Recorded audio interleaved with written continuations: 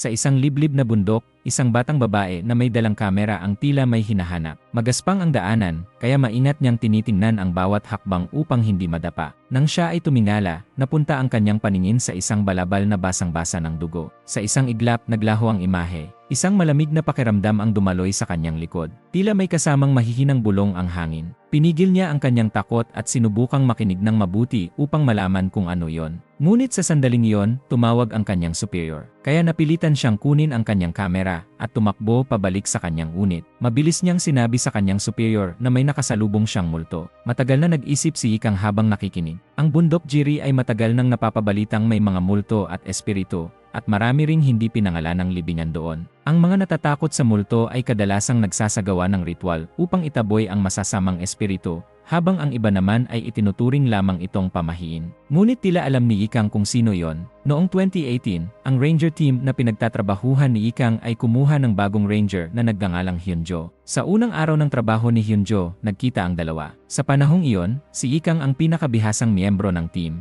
kaya agad niyang nailigtas ang isang kasamahan na nakabitin ng pabaliktad sa gilid ng bangin. Labis na humanga si Hyunjo sa kanyang profesional na kakayahan. Dahil si Ikang ang superior ni Hyunjo, siya ang inatasang gumabay dito upang masanay sa trabaho. Habang nakatingin sa binatang nasa harap niya, ilang salita lamang ang sinabi ni Ikang. Palagi mo akong sundan. Lubos na mag-focus. Ang kanilang misyon ngayon ay hanapin ang isang nawawalang batang lalaki na may 14 na taong gulang. Sinabi ni Ikang na uunahin nilang hanapin ang mga lugar kung saan madalas pinipiling tapusin ng mga tao ang sarili nilang buhay. Nagulat si Hyunjo. Ipinaliwanag ni Ikang na ang taong hinahanap nila ay may komplikadong sitwasyon. Siya ay dumaranas ng depresyon at nakatira kasama ang kanyang lola. Dahil mag-isa itong umakyat ng bundok, hindi nila maiwasang isipin ang pinakamasamang posibleng mangyari. Ngunit tila nagkamali ang pagtataya ni Ikang. Sinuri nila ang lahat ng posibleng lugar ngunit wala silang nakitang bakas. Biglang dumating ang isang malakas na bagyo. Napakapanganib umakyat sa bundok sa ganitong oras. Ngunit para mailigtas ang tao, isinugal nila ang kanilang buhay at nagpatuloy. Isinasaalang-alang pa ni Ikang ang pagpunta sa lugar na tinamaan ng kidlat, na muling ikinatakot ni Hyunjo. Sinabi ni Ikang na ang pagdaan doon ay magiging shortcut at makakatipid sila ng maraming oras. Kaya nagtungo silang dalawa sa mapanganib na lugar sa kabila ng malakas na ulan at hangin. Sa kabutihang palad, natagpuan ni Hyunjo ang backpack ng nawawalang bata. Sa loob nito ay may family photo na kuha sa bundok Jiri at isang diary na naglalaman ng mga ginawa niya sa araw na yon. Ang bata ay dumaranas ng mental na krisis dahil sa kanyang mahinang performance sa eskwela. Ngunit wala naman talaga siyang balak tapusin ang kanyang buhay. Gusto lamang ng bata na umakyat sa bundok kung saan maraming bulaklak upang kumuha ng litrato at ipadala sa kanyang lola. Sa kasamaang palad, siya ay naligaw at naabutan ng masamang panahon at naubos ang battery ng kanyang cellphone. Kaya hindi siya nakatawag ng tulong. Sa huli, natrap siya sa bundok. Sa puntong ito, iminungkahi ni Hyunjo kay Ikang na pumunta sila sa mabatong dalisdis na may puno ng oak. Dahil ang mga bata ay kadalasang sumisilong sa malalaking puno upang umiwas sa ulan, una ay tumutol si Ikang ngunit kalaunan ay pumayag dahil sa matibay na paninindigan ni Hyunjo. Agad silang nagtungo sa mabatong dalisdis. Binanggit ni Hyunjo na natagpuan nila roon ang batang sugatan na nakahiga. Opisyal na nailigtas ang biktima, at nang matanggap ng rescue team ang balita, agad silang umakyat ng bundok upang dalhin ang bata pababa papunta sa ambulance. Natapos ang misyon. Pagkatapos nito, ipinagpatuloy ni Hyunjo at Ikang ang kanilang training. Sa isang pahinga, nakasalubong nila ang dalawang lalaking kumukuha ng litrato. Napag-alaman na sila ay mga history researchers. Sinabi ng isa sa mga lalaki kay Hyunjo na ang bundok Jiri ay may maraming misteryong hindi kayang ipaliwanag ng siyensya. Tahimik na sumang-ayon si Hyunjo. Sa katunayan, noong gabi ng pagliligtas sa bata, isang imahe ng mabatong dalisdis na may puno ng oak ang lumitaw sa kanyang isipan. Kaya hinikayat niya si Ikang na pumunta roon upang hanapin ang bata. Lumabas na si Hyunjo ay may kakayahang psychic. Nakakakita siya ng mga taong mamamatay sa bundok Jiri. Hindi niya ibinahagi ang lihim na ito kanino man dahil kahit sabihin niya ito, walang maniniwala sa kanya. Pagkalipas ng 2 taon, noong 2020, maraming pagbabago ang nangyari sa Ranger Team. May mga umalis at may mga bagong dumating. Sa pagkakataong ito, isang babaeng naka-wheelchair ang pumasok. Si Ikang iyon. Lumabas na 1 taon bago iyon, habang nasa misyon sila ni Hyunjo, nakaranas sila ng matinding snowstorm. Pareho silang nasugatan. Si Hyunjo ay nakoma at nanatili sa ospital, habang si Ikang naman ay napilitang gumamit ng wheelchair mula noon. Hindi gaanong maganda ang pagtanggap ng kanyang mga dating kasamahan nang makita siya. Tila malaki ang naging epekto ng aksidente sa buong team. Humiling si Ikang sa team leader na maibalik siya sa team upang makapag-imbestiga ng mga kaso ng nawawalang tao. Ang kanyang pinakabagong assignment ay hanapin ang bangkay ng isang lalaking nawawala na ng mahigit isang buwan. Habang nakatingin sa mga file sa kanyang harapan, sinabi ni Ikang na ang katawan ng biktima ay nasa isang lambak na tinatawag na Jiso. Nagduda ang team leader dahil kakabalik pa lamang ni Ikang ngunit agad niyang natukoy ang lokasyon ng bangkay. Gayunpaman, nagpadala pa rin siya ng 2 tauhan, sina Dawon at Guyaong, sa lugar na binanggit ni Ikang upang magsagawa ng paghahanap. Nakakagulat na natagpuan nga nila ang biktima. Patuloy na kinuwestiyon ng buong team si Ikang. Hindi sila makapaniwala na kakabalik pa lamang niya, ngunit napakatumpak na agad ng kanyang pagtukoy sa lokasyon. Napabuntong hininga si Ikang at nagsimulang magpaliwanag. In-zoom niya ang larawan ng biktima. Sa paligid nito ay may mga palatandaang direksyon na gawa sa mga patpat na kahoy. Tila may sadyang nag-iwan ng mga senyales para madaling mahanap ng mga forest ranger ang biktima. Ngunit ang kakaiba, tanging sila lamang ni Hyunjo ang nakakaalam tungkol sa mga palatandaang iyon. Natahimik ang buong silid. Napakaraming misteryong hindi maipaliwanag. Hanggang ngayon, walang nakakaalam ng tunay na dahilan ng aksidente ni Hyunjo at Ikang noong taong iyon. Ang tanging naaalala niya ay ang ulo ni Hyunjo na tumama sa bato at siya naman ay isinakay sa stretcher ng rescue team. Noong 2018, naghahanda si Hyunjo na umakyat sa bundok Jiri. Araw niya ng pahinga kaya nais niyang mag-explore. Ngunit hindi inaasahan, pagdating pa lamang niya sa tuktok, nakakita siya ng nakakatakot na mga imahe. Isang kamay na may dugo, kasama ang mga dilaw na ribbon. Nag-alala si Hyunjo na may namatay sa bundok. Agad niyang tinawagan si Ikang upang itanong ang kahulugan ng mga ribbon. Noong mga oras na yon, nagluluto si Ikang para sa team,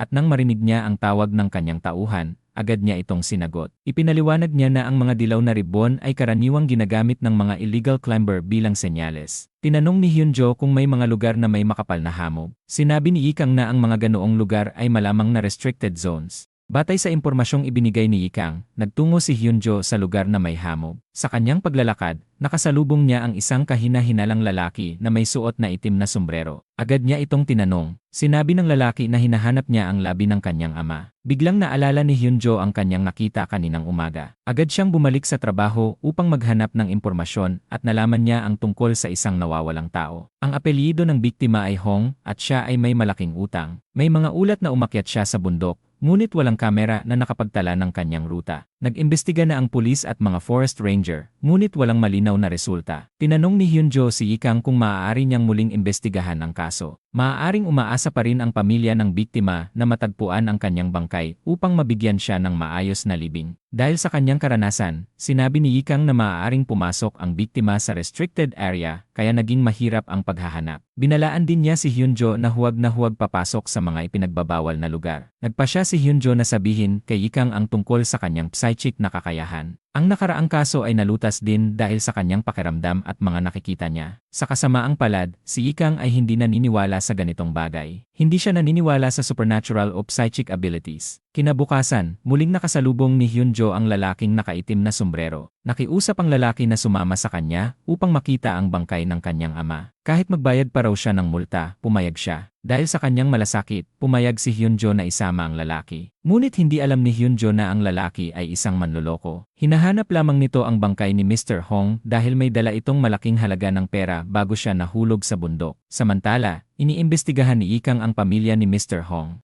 Nais niyang makumpirma kung talagang nais ng anak ng biktima na matagpuan ang bangkay ng kanyang ama. Sinabi ng staff na isa lamang ang anak ni Mr. Hong. Sa bundok, sinabi ni Hyunjo sa lalaki na maghiwalay sila at maghanap sa magkaibang direksyon. Pupunta si Hyunjo sa Mujin Valley. Sadyang tinanong ni Hyunjo kung naaalala pa ng lalaki ang kulay ng damit ng biktima noong huli niya itong nakita. Mabilis na sumagot ang manloloko dahil naroon din siya noong namatay si Mr. Hong. Naramdaman ni Hyunjo na may mali kaya sinubukan niyang magpalipas ng oras. Hinayaan niyang maglibot ang lalaki nang walang nakikita. Makalipas ang ilang sandali, nang muli silang magkita, galit na tinanong ng manloloko kung niloloko ba siya ni Hyunjo. Agad itong inamin ni Hyunjo. Pagkatapos nito, kinuha niya ang wallet ng lalaki na naglalaman ng kanyang identification. Nang mabisto, tumigil na ang lalaki sa pagpapanggap at naglabas ng kutsilyo at tinakot si Hyunjo na ibigay ang iya. Nagkaroon ng labanan ng dalawa, ngunit sa kasamaang palad, nasaksak si Hyunjo. Mabilis na kinuha ng manloloko ang iya at tumakas. Ginamit ni Hyunjo ang natitira niyang lakas upang maglakad sa gabi. Nag-iwan ng mga espesyal na palatandaan upang mahanap siya ni Ikang. Samantala, nakipagkita si Ikang sa anak ni Mr. Hong at nalaman niyang sangkot ito sa illegal logging. Alam ng anak na mali ang ginawa ng kanyang ama, ngunit bilang anak, hindi niya ito kayang isiwalat. Noong panahon ng pagkawala,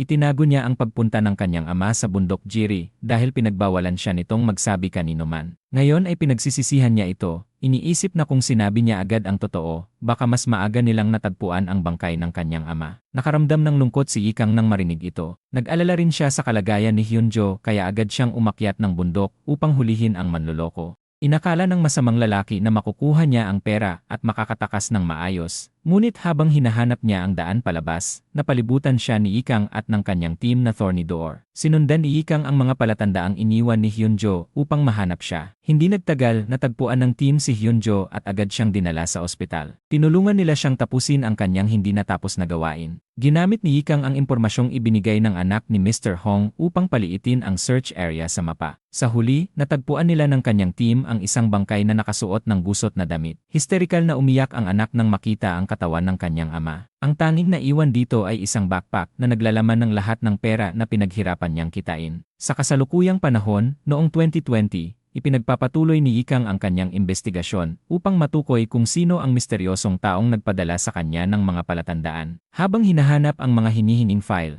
hindi sinasadyang nakita niya ang isang bag na puno ng mga dilaw na ribbon na may bahid ng dugo. Pagsapit ng gabi, may isang aninong lumitaw. Ito ay si Hyunjo na nakahiga pa rin sa ospital at nasa koma. Lumabas na ang kanyang kaluluwa ay gumagala sa bundok Jiri. Siya pala ang nag-iwan ng mga senyales upang tulungan si Ikang at ang iba na mahanap ang mga nawawalang tao. Balikan ang taong 2018, noong malusog pa sina Ikang at Hyunjo. Matapos ang isang matagumpay na rescue, nagdaos ng isang salu-salo ang mga forest ranger. Pagkatapos uminom, inamin ni Ikang ang kanyang nakaraan bilang isang mahinang estudyante at ang kanyang takot noong bata pa siya sa bundok at masukal na kagubatan. Napatawa si Hyunjo. Hindi niya inaasahan na magiging ganoon kakaakit-akit si Ikang paminsan-minsan, nataliwas sa kanyang seryosong ugali. Kinabukasan, inatasan silang iligtas ang isang 70 taong gulang na babae na madalas umaakyat ng bundok upang mag-alay ng dasal para sa kanyang ina. Agad na nakakita si Hyunjo ng isang pangitain kung saan pinapatay ang biktima. Sa gitna ng paghahanap, nakasalubong niya ang isang dating kakilala. Lumabas ang isang grupo ng mga opisyal, at dito unti-unting nabunyag ang nakaraan ni Hyunjo.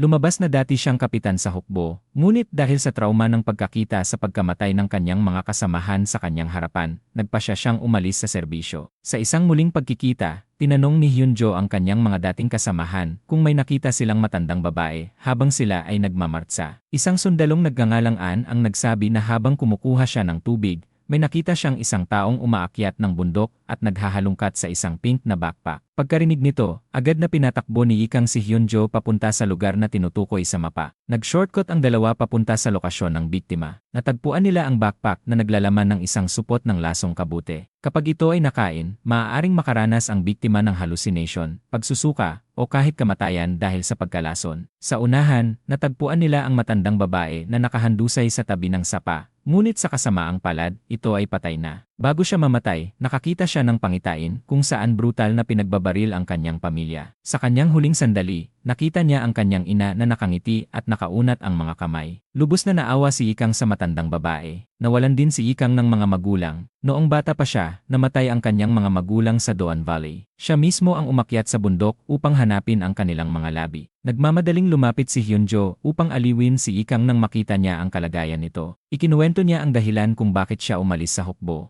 Sa isang misyon, namatay ang kanyang tauhan sa hindi malamang dahilan, at siya naman ay nadulas at tumama ang ulo, dahilan upang mawalan siya ng malay. Mula noon, nagsimula na siyang makakita ng mga pangitain ng mga patay sa bundok Jiri. Sa una, inakala niyang guni-guni lamang iyon. Ngunit nang bumalik siya roon, napagtanto niyang totoo ang kanyang mga nakikita. Ang dahilan kung bakit siya naging forest ranger ay upang alamin ang tunay na sanhi ng mga misteryosong pagkamatay na ito. Nakinig si Ikang, ngunit wala pa rin siyang lubos na pagkaunawa. Matagal na siyang hindi naniniwala sa supernatural, ngunit dahil sa dami ng kakaibang pangyayari, nahihirapan na siyang panindigan ang dati niyang paniniwala. Habang nag-uusap sila, nakatanggap ng tawag si Hyunjo mula sa mga opisyal. Sinabi nilang natuklasan ni Sundalong An na nawawala ang backpack ng matandang babae. Agad na kumilos ang buong team upang hanapin ito. Sa daan, may nakita silang bakas ng suka. Hindi na nag-atubili si Hyunjo at agad kumilos. Hindi niya hahayaang maulit ang nakaraan. Masakit para sa kanya ang isipin na may isa na namang kabataang kasamahan ang mawawala sa isang liblib na bundok. Naghiwa-hiwalay ang team upang maghanap. Sinundan nila ang bakas ng suka at natagpuan si Sundalong An na nakahandusay sa lupa, may bula ang bibig at mahina ang paghinga. Sa kabutihang palad, agad siyang naisakay sa helicopter at nadala sa ospital. Kinabukasan, nang dumating si Hyunjo sa ospital, tinanong niya ang kanyang kasamahan kung bakit ito nalason. Nauutal na sinabi ni Sundalong An na dahil iyon sa maruming tubig. Alam ni Hyunjo na nagsisinungaling ito. Sa katunayan, may isang estrangherong nagbigay sa kanya ng yogurt. Nakipagkita si Hyunjo kay Ikang at sinabi ang lahat. Naniniwala siya na hindi lamang si Sundalong An ang nalason, kundi pati ang isa pang taong hinahabol sa bundok ay nalason din gamit ang yogurt. Nalito si Ikang. Sa pagkakataong ito, hindi niya agad tinanggihan ang paliwanag ni Hyunjo, ngunit nahirapan pa rin siyang paniwalaan ang teorya tungkol sa yogurt na ginagamit sa pagpatay. Ngumiti si Hyunjo at unti-unting pinatunayan na may batayan ang lahat ng kanyang sinasabi.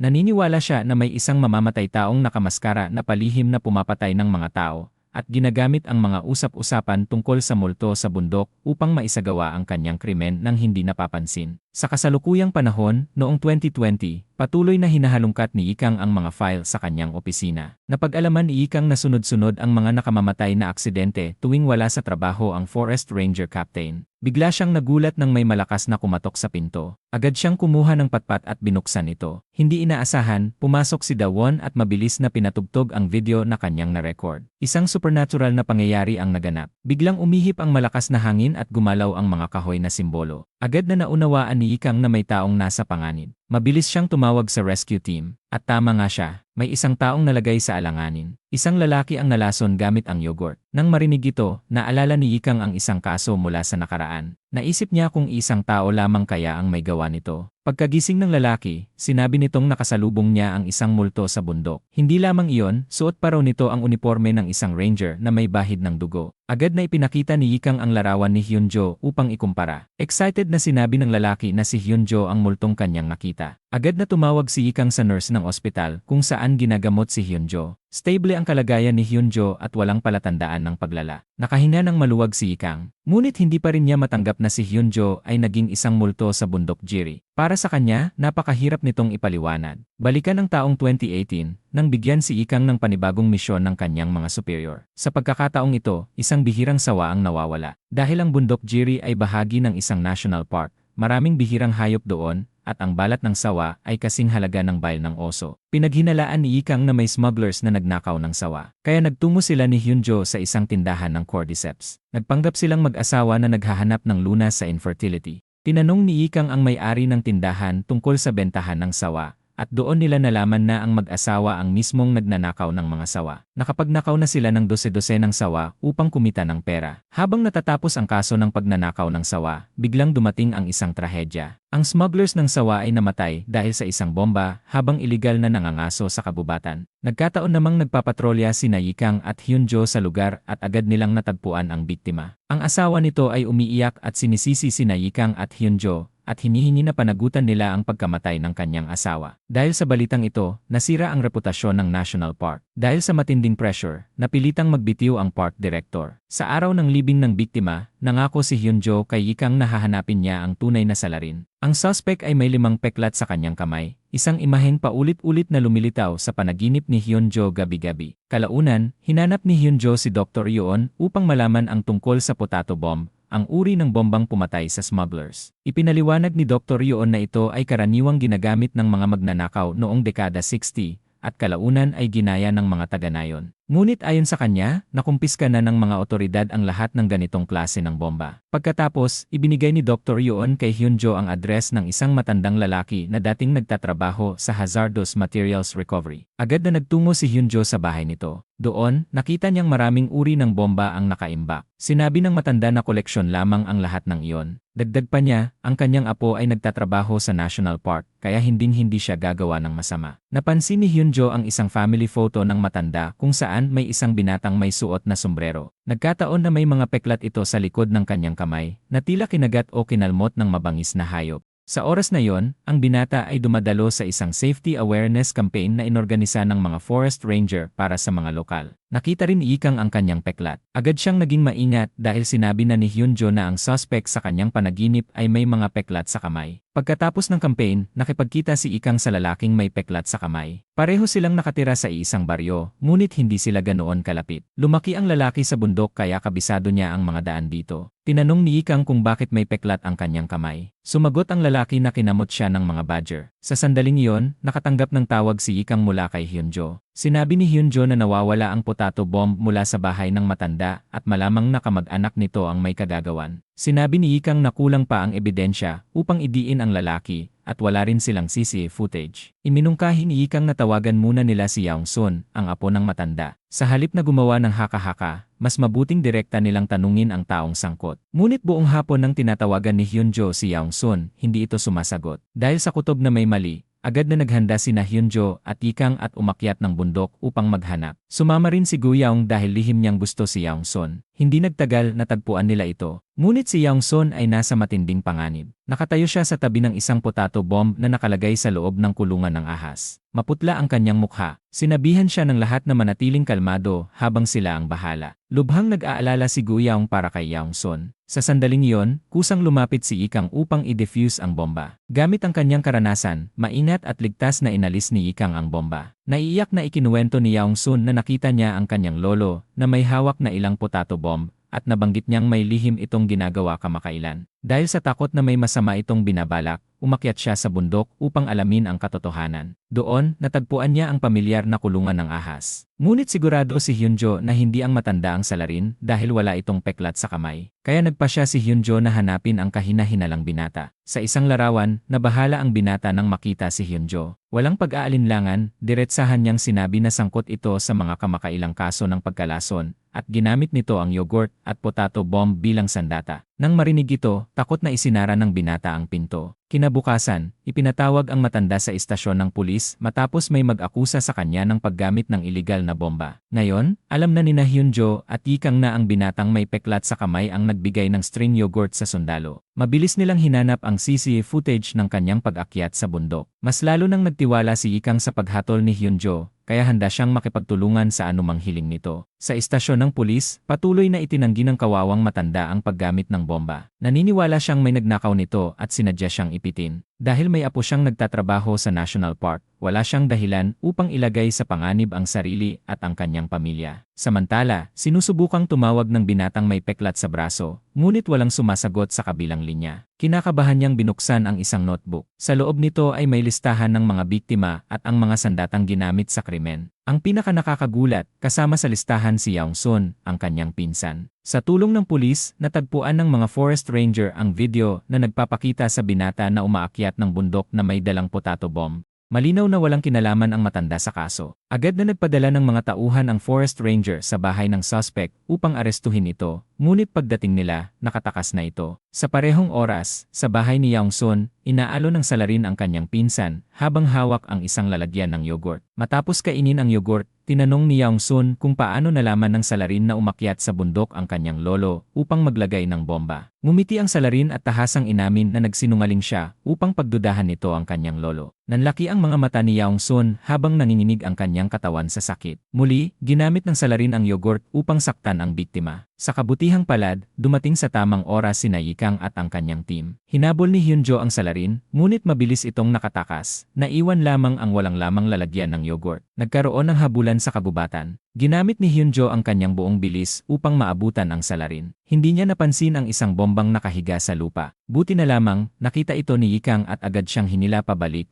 na iligtas ang kanyang buhay. Bagaman hindi nila nahuli ang salarin, agad namang nabigyan ng lunas si Yaong Sun at nalinis ang pangalan ng matanda. Kinabukasan, sa isang restricted area, may natagpuang bangkay ang mga residente. Ang biktima ay ang binatang may peklat sa braso. Lumalabas na may isa pang taong kumokontrol sa lahat ng nangyayari. Sa kasalukuyang panahon, noong 2020, pinagmamasdan ni Ikang ang bundok Jiri at naaalala si Hyunjo. Hindi niya alam kung kailan niya ito muling makikita. Alam niyang patuloy siyang binabantayan ng kanyang espiritu at ang buong Ranger team. Samantala, ipinagpapatuloy ni Dawon ang pag-usisa sa mga misteryo ng bundok. Noong una, akala niya ay guni-guni lamang ang kanyang nakita. Ngunit sa pagkakataong ito, tunay na nagpakita sa kanya ang espiritu ni Hyunjo. Sa sobrang takot, nahulog ni Dawon ang kanyang walkie-talkie. Sa sandaling iyon, tumawag si Ikang at narinig ni Hyunjo ang kanyang boses. Nais niyang ipaalam ang kanyang presensya. Ngunit dahil isa lamang siyang espiritu, tumatagos lamang sa kanya ang lahat ng kanyang hinahawakan. Takot na takot, tumakbo si Dawon pabalik upang sabihin kay Ikang ang nangyari. Sinabi niyang nakakita siya ng multong may suot na uniforme ng ranger at puno ng dugo. Agad na ipinakita ni Ikang ang larawan ni Hyunjo upang kumpirmahin. Tumango si Dawon, pinatutunayang siya nga iyon. Sa sandaling iyon, tumawag ang nurse kay Ikang upang ipaalam na lumala ang kondisyon ni Hyunjo. Dumudugo ang kanyang katawan at malapit nang huminto ang kanyang puso. Napabuntong hinina si Ikang. Hindi niya alam kung matutuwa ba siya o malulungkot. Ang kaluluwa ni Hyunjo ay patuloy na gumagala sa bundok,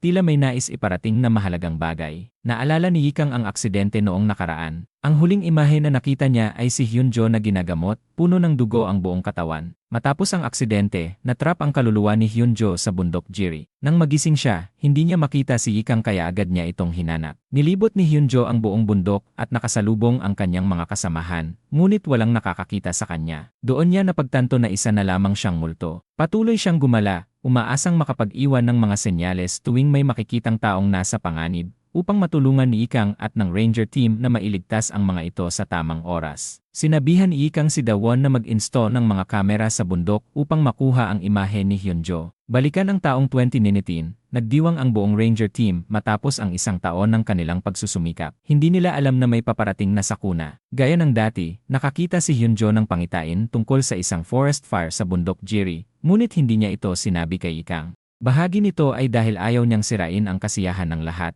at dahil hindi rin siya sigurado kung totoo ang kanyang nakita. Umupo ang dalawa sa isang convenience store, kumakain ng noodles at nag-uusap. Hindi nila namalayan na lumitaw na ang salarin. Kumuha ito ng isang pakete ng yogurt at umalis. Kinabukasan, tinalakay ng team ang mga plano ng rescue sakaling magkaroon ng forest fire. Hindi nagtagal, sumiklab nga ang isang malawakang sunog sa kabubatan. Nakatanggap ang forest ranger team ng impormasyon tungkol sa sunog sa bundok Baekdu. Agad na kumilos ang buong grupo upang tumulong at pinayuhan ang mga residente na huwag munang umakyat sa bundok. Nagmaneho ang team papunta sa lugar ng sunog. Mabilis na naapula ng rescue team ang apoy, kaya hindi ito kumalat patungo sa Southeast Ecological Area. Dumating ang mga helicopter at nagbuhos ng tubig sa malawak na bahagi hanggang tuluyang mapatay ang apoy. Nakahinga sila ng maluwag dahil naalis ang panganib. Sa kabutihang palad, hindi umabot ang sunog sa mga tirahan ng tao. Akala ng team ay tapos na ang lahat, ngunit simula pa lamang ito. Kinagabihan, kumakain ng instant noodles ang team upang maibsan ang gutom. Sa sandaling iyon, bumalik si Hyunjo na may dalang kahon ng iba't ibang gamit. Napansin niyang ang mga banner ay kulay pula, hindi asul gaya ng nasa kanyang panaginip. Dahil naroon ang team leader, tinanong niya ito at nalaman niyang asul ang ginamit na banner noong nakaraang taon. Pagkarinig nito, agad niyang tinawagan si Ikang. Nais niyang malaman kung may iba pang banner dahil posibleng may isa pang sunog na mangyari. Pababa na sana si Ikang ng bundok nang makasalubong niya ang isang biyudang babae. Sinuri niya ang bag nito at nakita ang ilang asul na banner sa loob. Lumabas na kinuha ito ng babae mula sa isang warehouse sa Ecological Forest Area. Nang malaman nito, agad na nagtungo roon si Hyunjo. Pagpasok niya sa warehouse, natagpuan niya ang mga asul na banner at 3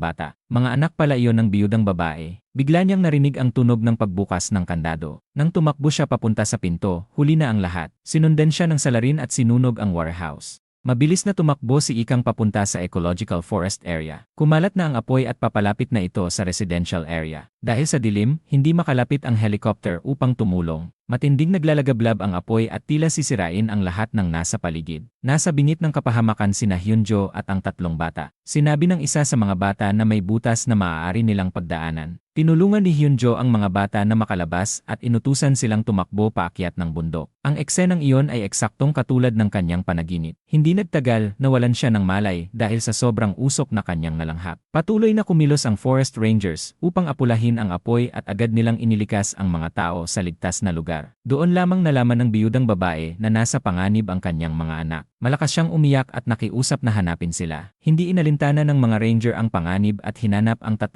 bata sa bawat sulok ng bundok. Narating nila ang isang kuweba na tinatawag na bidam na halos nasunog na. Determinado ang team leader na pumasok pa sa loob, ngunit pinigilan siya ng kanyang tauhan na si Tuhae dahil napakadelikado na. Habang nag-aalinlangan sila, nakatanggap sila ng ulat mula kay Hyunjo. Gumamit siya ng drone at natuklasan na bukas ang kahon ng firefighting equipment malapit sa team leader. Samantalang sarado ito noong nakaraang araw. Ibig sabihin, ginamit ito ni Ikang upang iligtas sila. Dahil dito, mas lalo pang naging determinado ang team leader na hanapin sina Ikang at ang mga bata. Habang lumalakas ang apoy, nagtulungan ang mga ranger at dahan-dahang umusad papunta sa lokasyon. Samantala, patuloy na sumulong si Ikang sa gitna ng apoy upang hanapin ang mga biktima. Sa wakas, natagpuan niya ang 3 batang umiiyak sa loob ng isang kuweba sa bundok. Napakalakas na ng apoy kaya hindi na sila maaaring manatili roon. Agad niyang pinangunahan ang mga bata palabas. Ngunit kumalat na ang apoy sa paligid at hindi na sila makagalaw pa. Napilitan si Ikang na gumamit ng fire blanket upang maprotektahan ang sarili laban sa init. Tahimik siyang nanalangin na sana ay dumating agad ang rescue team. Matapos ang matinding hirap, dumating ang kanyang mga kasamahan at nailigtas si Ikang at ang mga bata.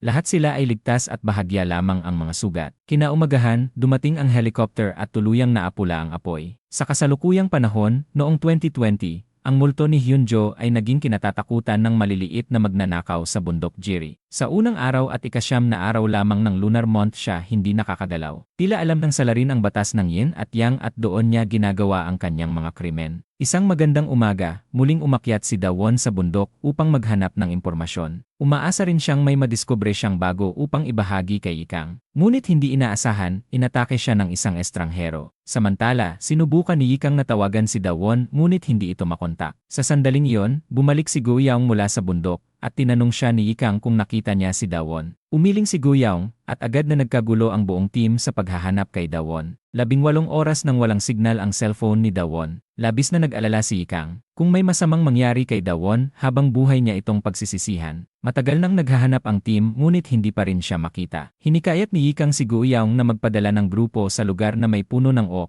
kung saan sila nagbigay ng senyales ni Hyunjo noon. Pagdating ng mga forest ranger, nakita nila ang mga bakas ng dugo sa mga bato. Sinundan nila ito at natagpuan ang cellphone ni Dawon na may dugo. Agad nilang sinuyod ang paligid ngunit wala pa rin silang natagpuan. Pinalawak pa ng team ang search area. Sa puntong iyon, nagdala ang pulis ng isang recording mula sa cellphone ni Dawon. Nakipagkita siya sa isa pang forest ranger na lumabas na ang team leader. Nagtaka sila kung bakit niya ni-record ang usapang iyon. Posible kayang pinaghihinalaan niya ang team leader. Lahat ng ebidensya ay tila tumuturo laban sa kanya. Matapos ang maraming oras ng paghahanap, natagpuan ang bangkay ni Dawon. Wasak ang puso ni Ikang at hindi niya matanggap na kayang pumatay ng team leader. Natagpuan din ang guwantes ng team leader sa tabi ng katawan ng biktima. Kaya kinailangan niyang sumakay sa sasakyan ng pulis upang makipagtulungan sa investigasyon. Nalungkot ang buong ranger team sa pagkamatay ng dalaga, lalo na si Ikang. Kita sa kanyang mukha ang matinding lungkot at pagsisisi. Iniisip niya kung nagbago kaya ang lahat kung hindi niya pinapunta si Dawon sa bundok. Nang gabing iyon, hindi niya namalayang nakatitig siya sa workspace ni Dawon. Biglang dumating ang lalaking nalason dati ng yogurt. Sinabi niyang nakasalubong niya ang espiritu ni Hyunjo sa bundok. Ang pinakamahalaga, nakita niya si Hyunjo at narinig pa niya ang sinasabi nito. Sinabi ni Hyunjo sa lalaki na iparating kay Ikang na ang mga simbolong nakita niya ay hindi mula sa kanya. Ang salarin ang nagtulak kay Dawon pababa ng bundok,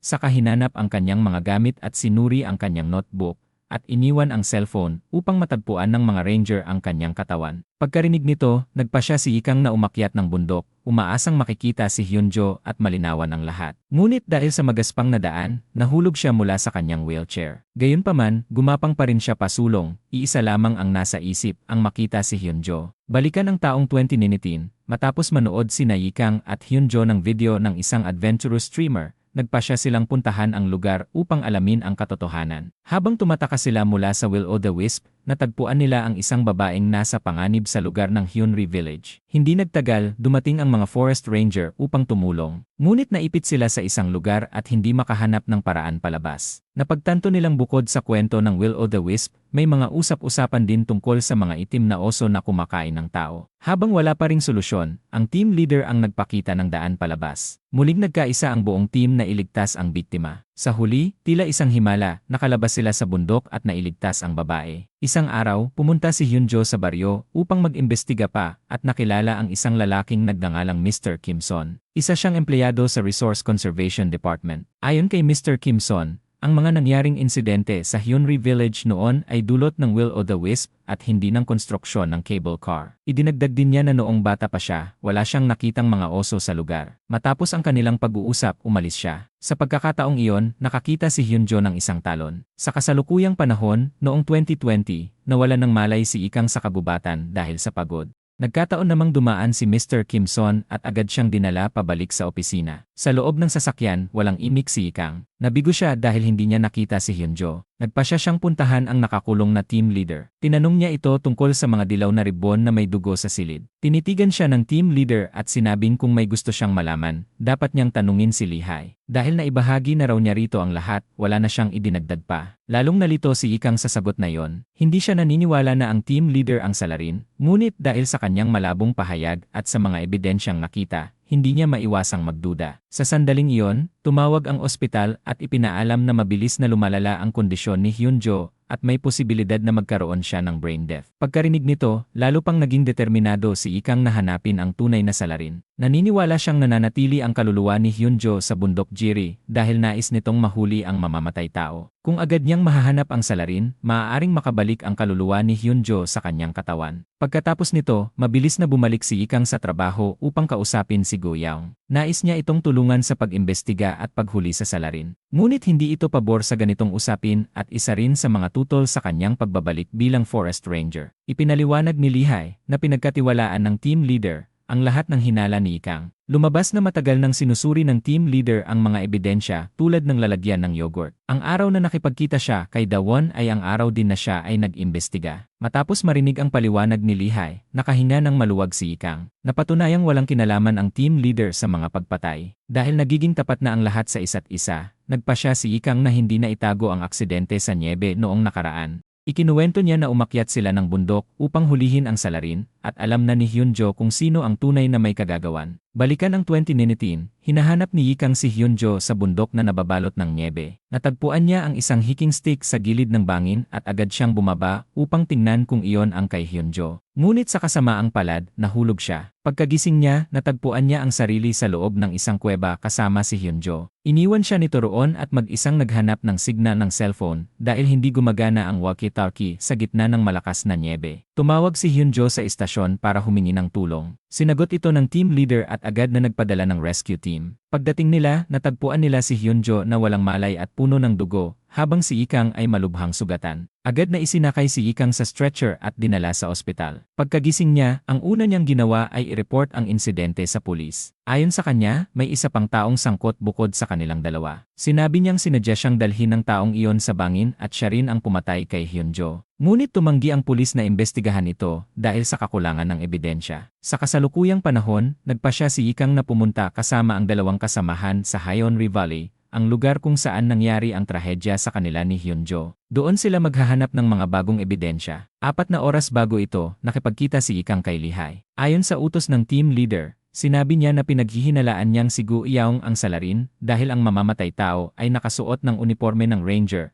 at naroon din sa bundok noong namatay si Dawon. Nais ni Ikang na makipagtulungan si Lihai sa kanya upang imbestigahan si Go Yaung at malaman kung siya nga ang tunay na salarin. Umakyat silang tatlo sa bundok upang maghanap ng ebidensya. Sa gitna ng pahinga, tinanong ni Ikang si Go Yaung kung bakit siya nasa bundok noong nawala si Dawon. Nauutal si Go Yaung at ayaw sumagot. Tinanong naman ni Go Yaung si Ikang kung may sinabi ba sa kanya si Hyunjo. Nagsinungaling si Ikang at sinabing hindi niya nakita si Hyunjo mula noong nakaraang tag-init. Balikan ang 2019, dumalo ang buong Forest Ranger team sa isang Summer Disaster Prevention Workshop. Ipinapaliwanag ng team leader ang tungkol sa malalakas na ulan na nangyayari kapag hindi makatawid ang mga ulap sa matataas na bundok. Mapanganib ang ganitong sitwasyon, kaya kailangang magbigay ng babala sa mga tao. Kalaunan, nalaman ni Hyunjo mula kay Go Eun na ang mga magulang ni Ikang ay tinangay ng baha sa Dawon Valley noong 1995. Ibinahagi rin ni Go Eun na ang mga tao sa istasyon ng tren noon ay nag-iwan ng mga mensahe para sa kanilang pamilya sa isang diary na iniwan sa isang dalisdis. Nagpatuloy si Ikang sa paghahanap. Samantala, isang misteryosong lalaki ang nakatayo sa gitna ng mabatong bahagi ng bundok. Ang mga tao ay naghahanda para sa taunang ritual para sa mga biktima ng trahedya sa Dawon Valley. Habang tumutulong si Hyunjo sa mga taga-baryo,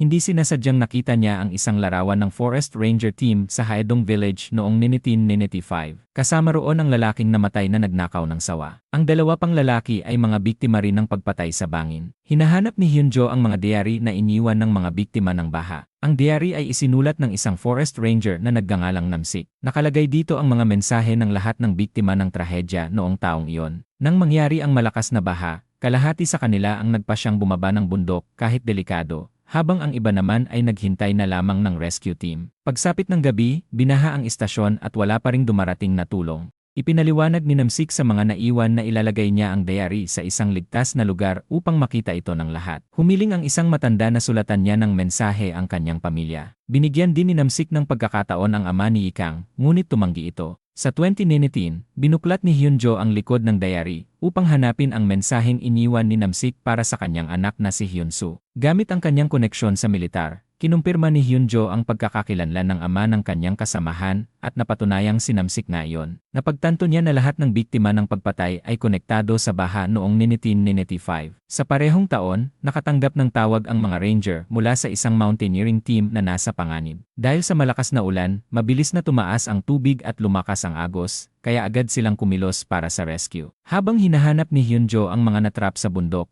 sinabi niya kay Ikang ang kanyang natuklasan tungkol sa koneksyon ng mga pagpatay sa baha noong 1995. Ngunit pinutol siya ni Ikang at sinabi na ang mga sakuna sa bundok ay nangyayari ng biglaan at kahit sino ay maaaring mabiktima. Sa ibang pangyayari, natagpuan ng isang babae ang kanyang nawawalang lottery ticket at labis siyang natuwa. Ngunit biglang may lumapit na lalaki kaya tumakbo siya sa takot. Samantala, nagtatalo ang isang dating Forest Ranger at si Mr. Kim tungkol sa pagtatayo ng cable car. Pinaghihinalaan ng dating Ranger si Mr. Kim na siya ang naglason sa mga taga-Hyunri noon, ngunit mariin itong itinanggi ni Mr. Kim. Pagkatapos magsalita, bigla siyang bumagsak sa sakit, may dugo sa kanyang tiyan. Kasabay nito, dinala ni Ikang si Hyunjo sa isang telegraph receiver upang mapalakas ang signal ng cellphone. Dahil dito, natagpuan ng rescue team sina Mr. Kim at ang dating Ranger sa tamang oras. Binuhat ni Hyunjo si Mr. Kim sa kanyang likod. Napansin din niya na ang itim na guwantes ng misteryosong lalaki ay kahawig ng nakita niya sa kanyang panaginip,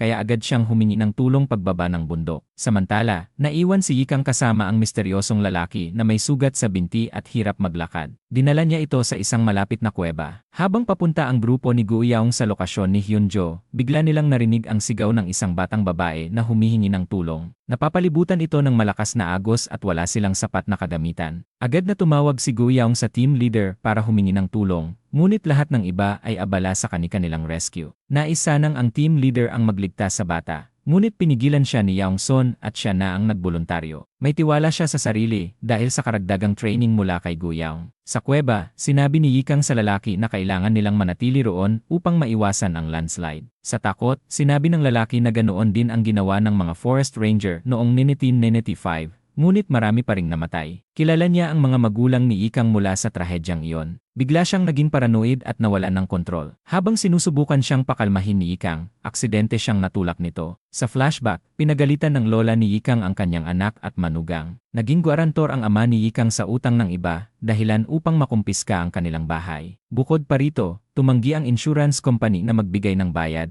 dahil sinabing nagpakamatay umano ang mga magulang ni Ikang. Sa kasalukuyan, nadala rin si Ikang pabalik sa kuweba ng misteryosong lalaki. Sinabi nito na aakyat siya ng bundok upang tapusin ang kanyang buhay, ngunit pagdating sa templo, nagbago ang kanyang isip. Napagtanto niya na mas nais pa niyang mabuhay kaysa dati. Naalala niya ang unang pagkikita nila ng mga magulang ni Ikang. Mga estudyante pa lamang ang mga ito noon. Sa isang picnic, pumunta sa templo ang ama ni Ikang upang magdasal. Ipinanalangin niyang maging mabuting ama, naniniwalang malalampasan ng kanilang pamilya ang problema sa pera. Samantala, natagpuan na ni Hyunjo si Ikang. Sinabi ni Ikang kay Hyunjo na galit siya sa kanyang ama, at pakiramdam niya ay napilitan siyang mamuhay sa bundok dahil sa mga utang ng kanilang pamilya. Kaya ganoon na lamang ang galit niya sa bundok at kagubatan. Samantala, matagumpay na nailigtas ni Yaong Son ang babaeng may nawawalang lottery ticket. Masaya niyang ibinalita ito sa lahat. Ngunit habang tinutulungan niya ang biktima papunta sa rescue rope, nadulas ang babae at muntik nang mahulog sa rumaragasang baha. Agad siyang hinawakan ni Yaong Son, ngunit dahil nawalan siya ng balanse, siya ang nahulog sa malakas na agos at inanod ng talon. Napahiyaw sa takot ang babae. Nang marinig ang sigaw, agad nagpadala ang forest ranger ng 3 rescuer. Mabilis na tumakbo si Go Yaong papunta sa talon. Sumigaw siya sa sakit at isinugal ang kanyang buhay sa pagtalon sa baha upang hanapin ang kanyang minamahal. Sa kabutihang palad, dumating agad ang kanyang mga kasamahan at hinila siya palabas. Ngunit isa na namang trahedya ang naganap. Isang bus ang tumatawid sa tulay, sakay ang mga taga-baryo at ang lola ni Ikang. Dahil sa lakas ng baha, tinangay ang tulay. Nawasak ang puso ni Ikang nang marinig ang balita. Ang natitira niyang kamag-anak ay nawala rin at hindi niya alam kung paano magpapatuloy sa buhay. Nalugmok sa lungkot ang buong Haedong Village, kasabay ng tanong kung bakit dumaan ang bus sa rutang iyon. Ang tulay ay tinangay ng baha,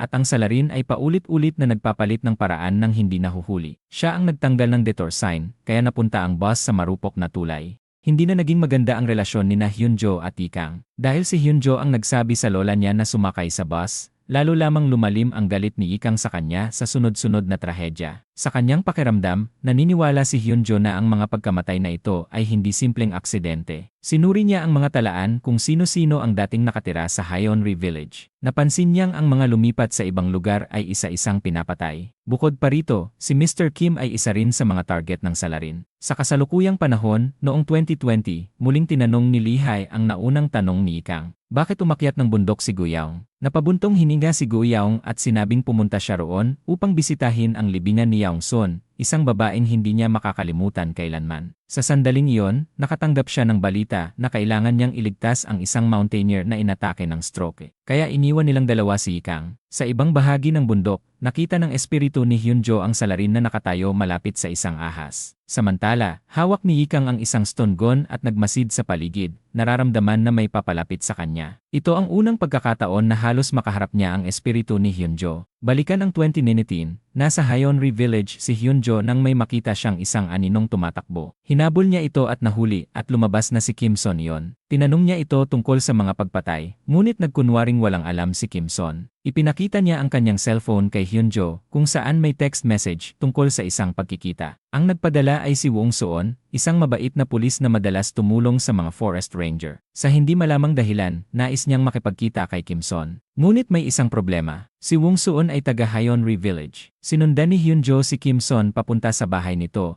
at ipinakita sa kanya ang larawan ng mga batang taga-baryo. Noong panahong iyon, masyado pang bata si Kim Son upang maalala ang nangyari noong 1991. Ang tanging naaalala niya ay namatay rin ang ama ng lalaking may peklat sa braso sa parehong taon. Matapos masira ang baryo, sina Wong Soon at ang lalaking may peklat na lamang ang magkasamang nanirahan. Ang iba ay umalis na. Pinagdugtong-dugtong ni Hyunjo ang lahat ng pangyayari at mga tao, at unti-unting nabuo sa isip niya kung sino ang salarin. Mukhang si Wong Soon ang may kagagawan. Hindi lamang siya taga Hyonri Village, kundi kilala rin siya ng lahat at may magandang relasyon sa mga tao. Higit sa lahat, kabisado niya ang mapa ng bundok Jiri. At muli, may isa na namang namatay. Ang biktima ay ang lalaking nakakita ng multo ni Hyunjo. Isa rin siyang dating residente ng Hyonri Village. Ang sunod-sunod na pagkamatay ay lampas na sa kontrol ni Hyunjo at wala siyang magawa kundi masaktan. Kahit lahat ng hinala ay napunta kay Detective Wong Soon, may nararamdaman pa ring mali si Hyunjo. Lahat ng nakakakita sa kanya ay namamatay, kaya labis siyang nag-aalala para sa kaligtasan ni Ikang. Pinayuhan niya itong umalis na sa lugar. Sa kasalukuyang panahon, matapos ang mahabang paghihintay, nagpasya ang pamilya ni Hyunjo na alisin ang kanyang life support. Para sa kanila, ito na ang paglaya para kay Hyunjo. Ngunit bago yon, pumunta muna ang buong pamilya sa tuktok ng bundok Jiri upang pagmasdan ang tanawin. Napakaganda ng bundok na ito, ngunit puno rin ng kalungkutan. Pumunta ang nakababatang kapatid ni Hyunjo kay Yikang at sinabing marami nang naikwento ang kanyang kapatid tungkol sa kanya. Pagkarinig nito, labis na nasaktan si Yikang. Mas lalo siyang naging determinado na hanapin ang tunay na salarin upang makamit ang hustisya para kay Hyunjo. Samantala, dalawa sa kanyang mga kasamahan ang nagtatanong sa isang lalaking dating nakatira sa Hyonri Village. Ngunit kahit anong pakiusap ang gawin nila, tumanggi itong magsalita tungkol sa nangyari noong 1991. Pagbalik sa opisina, ikinuwento ni Yikang sa kanyang mga kasamahan ang tungkol sa multo ni Hyunjo. Dahil alam niyang hindi sila agad maniniwala, ipinakita niya ang isang video recording ni Hyunjo. Namangha ang dalawa niyang kasamahan. Ipinaliwanag ni Yikang na palaging nag-iwan si Hyunjo ng mga palatandaan upang matulungan ang forest rangers na makapag-rescue sa oras. Balikan ang 2019, kinansela ni Hyunjo ang kanyang lakad kasama si Yikang. Matapos marinig ang tungkol sa paparating na snowstorm, lihim siyang umakyat ng bundok ng mag-isa nang hindi nagpapaalam kanino man. Samantala, nalaman ni Yikang mula sa isang kasamahan na iniimbestigahan ni Hyunjo ang Hyonri Valley. Nakaramdam siya ng hindi magandang kutob kaya agad siyang umakyat ng bundok upang hanapin ito. Sa kasamaang palad, nahulog siya sa bangin at malubhang nasugatan. Tumawag si Hyunjo ng rescue team upang iligtas si Yikang. Ngunit sa sandaling iyon,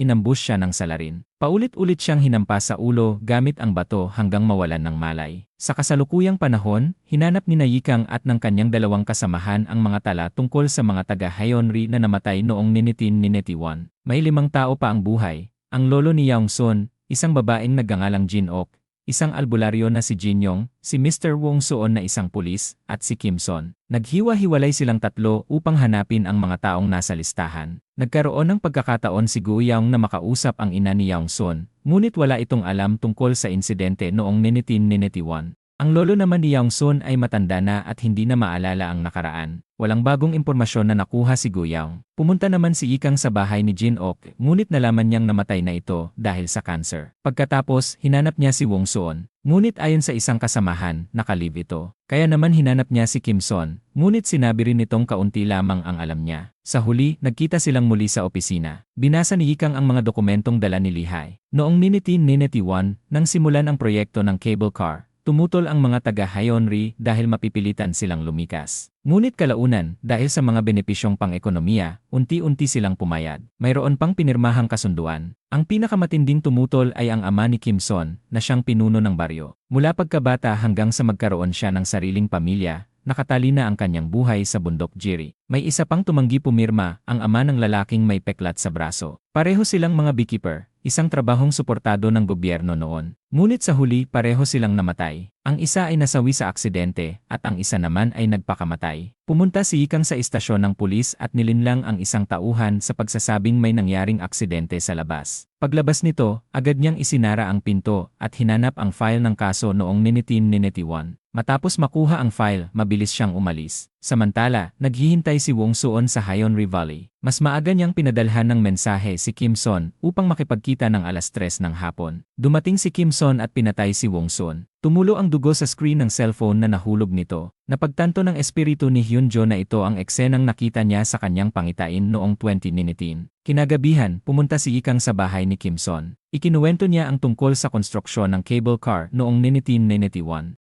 Noong panahong iyon, tumanggi ang pamilya ni Kim-son at ang pamilya ng lalaking may peklat na umalis sa baryo. Ang mga natitirang residente, natatakot na mawala ng benepisyo, ay pinuntahan ang ina ni Kim-son upang hikayatin ang kanyang asawa. Ngunit hindi niya ito pinansin. Sa galit ng mga lalaki, aksidente nilang natulak ang babae at tumama ang ulo nito sa bangin. Sa takot, itinapon nila ang katawan at ginawa itong magmukhang aksidente. Si Kim-son, bilang anak ng pinuno ng baryo, ay nagplano ng paghihiganti para sa pagkamatay ng kanyang mga magulang. Nakipagtulungan siya sa lalaking may peklat sa mukha. Magkasama nilang pinatay ang lahat ng sangkot sa insidente noon. Lahat ng pumirma sa kasunduan ng cable car ay isa-isang namatay. Diretsong tumingin si Yikang sa mga mata ni Kim-son at tinanong kung tama ang kanyang hinala. Matapos pagdugtong-dugtungin ang mga pangyayari at ebidensya, nakumpirma niyang si Kim-son ang salarin. Ngunit wala siyang magawa laban dito. Nanatiling kalmado si Kim Son, tila walang kinalaman sa lahat. Bago siya umalis, palihim na naglagay si Ikang ng tracking device sa backpack ni Kim Son. Inutusan niya ang dalawang kasamahan na bantayan ito, umaasang makakahanap ng ebidensya habang itinatapon ng salarin ang mga ginamit na armas. Ngunit ang bundok Jiri ay parang teritoryo ni Kim Son. Sa gitna ng makapal na hamog, lalo pang naging mahirap siyang mahanap. Walang bakas na natagpuan sina Lihay at Guyaw. Sinunog na ni Kim Son ang lahat ng ebidensya laban sa kanya. Kahit imbestigahan pa siya ng pulis, hindi pa rin sapat ang ebidensya upang siya ay makulong. Sa puntong ito, napatunayang inosente ang team leader. Pagkalabas niya sa kulungan, agad niyang tinawag ang lahat ng forest ranger. Malaki ang posibilidad na sa hilagang kanluran o timog ng Jiri Forest itinago ni Kim Son ang mga ebidensya ng kanyang krimen. Sa sandaling iyon, natagpuan ng espiritu ni Hyunjo ang lugar na iyon. Nakita niya ang mga sandata na ginamit sa pagpatay. Walang pag-aatubiling sinabi ng salarin kay Hyunjo na ginagawa lamang niya ang hustisya sa pamamagitan ng pagpaparusa sa masasama. Para sa kanya, kakampi pa niya ang bundok kaya wala siyang dapat ikonsensya. Tinukso pa niya si Hyunjo, sinabing isa lamang siyang multo na walang magagawa. Pagkatapos nito, sinunog niya ang lahat ng ebidensya. Wala nang nagawa si Hyunjo kundi panoorin ang mga ito habang nagiging abo. Ngunit napansin niya ang isang notebook na may sticker ng paru-paro. Naalala niya na may kaparehong sticker sa likod ng cellphone na kanyang napulot noon. Sa ospital, pinupunan ng doktor ang mga dokumento para sa pamilya ni Hyunjo. Isinasagawa na ang proseso ng pagtanggal ng breathing tube. Sa bundok, nang makarating sina Guyaw at Lihay sa kuweba, napagtanto nilang abo na ang lahat. Hindi sumuko si Ikang. Nagsimula siyang maghanap sa paligid, umaasang may matatagpuan pa. Bigla niyang nakita si Hyunjo na dumaan habang nakasuot ng hood. Sinabi niya sa team leader na yon ang lugar kung saan sila unang nagkaroon ng misyon ni Hyunjo, ngunit abutin ng 2 oras na paglalakad. Sagot lamang ng team leader, makakarating sila roon. Sa huli, dinala sila ng helicopter sa mas malapit na lokasyon. Doon, nakita nilang kusang gumagalaw ang mga sanga at bato upang bumuo ng isang senyales. Si Ikang lamang ang nakakakita na si Hyunjo ang kumokontrol sa mga ito. Napagtanto niya na tinutukoy ni Hyunjo ang Haedong Police Station, kung saan tiyak na naroon ang mahalagang ebidensya. Ang cellphone na napulot ni Hyunjo noon ay nakaimbak pa rin sa opisina.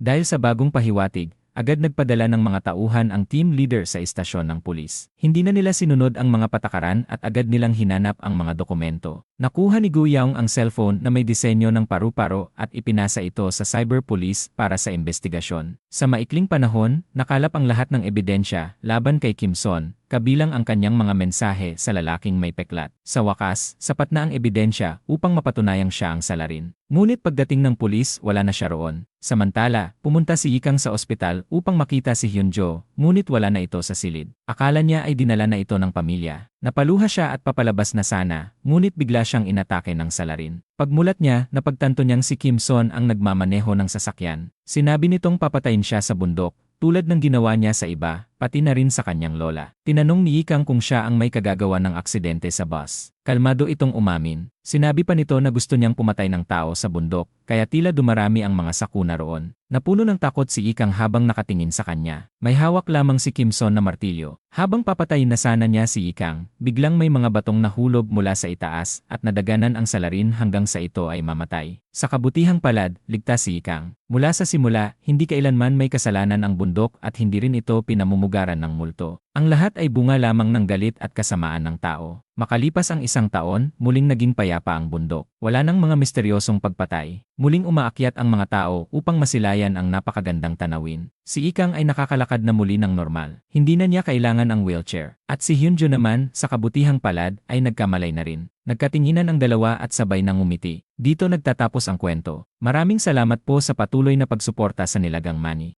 Hanggang sa muli. Itinuturo ng Jirisan na ang bawat buhay ay mahalaga at kung minsan, ang tunay na kabayanihan ay ang paglalagay ng kapakanan ng iba bago ang sarili. Ipinapaalala rin ng serye na ang pagtitiwala, pagtutulungan at paninindigan sa tama ang nagbibigay ng lakas upang malampasan ang pinakamabibigat na pagsubok. Higit sa lahat, ipinakikita nito na dapat nating igalang ang kalikasan sapagkat maaari itong maging ating pinakamagandang kaagapay o pinakamalaking hamon depende sa kung paano natin ito pinahahalagahan. Kung nagustuhan mo ang aral sa istorya na to, huwag kalimutang mag-subscribe sa channel at pindutin ang notification bell para lagi kayong updated sa mga susunod nating uploads.